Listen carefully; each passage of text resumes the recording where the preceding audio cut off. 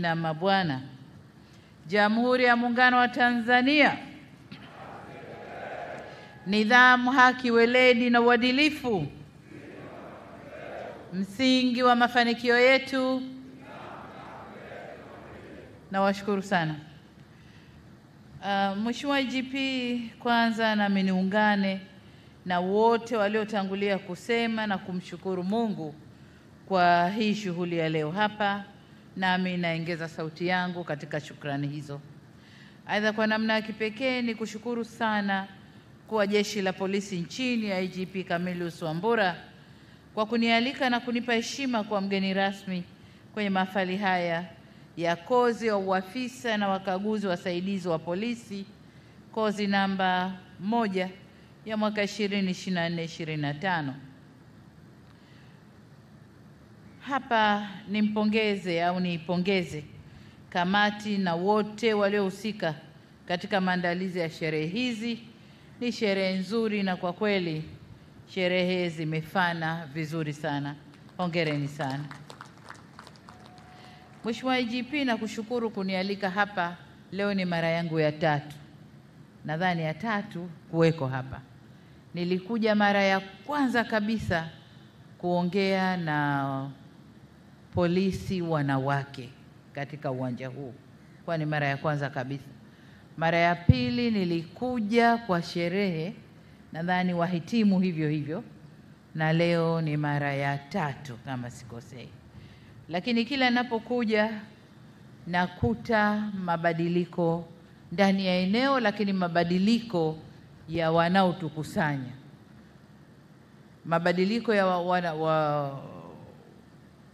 wana wetu wa polisi, lakini mabadiliko ya mafunzo, mabadiliko ya eneo. Hongera sana mkuu wa chuo hapa.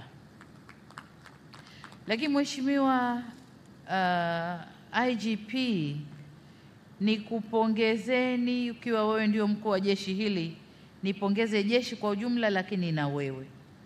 Kwa kweli tukisema ukweli, tunaanza kuona mabadiliko makubwa ndani ya jeshi la polisi.